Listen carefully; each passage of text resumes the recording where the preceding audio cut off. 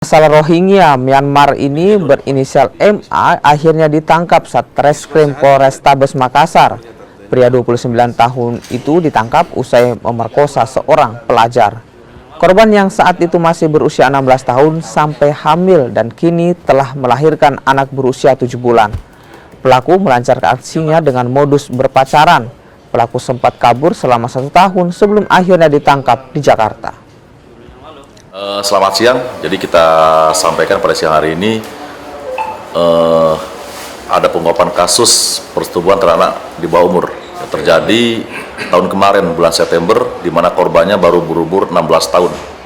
Sementara pelakunya adalah warga etnis Rohingya, pengungsi Rohingya. Nah, setelah kejadian yang bersangkutan lari ke Jakarta. Alhamdulillah kerjasama kita dengan imigrasi, kemudian juga dengan UNHCR, kita berhasil mengamankan ini pelakunya atas nama Muhammad Yamin. Ya. Saat ini untuk pelaku diamankan untuk dilakukan sidik lebih lanjut.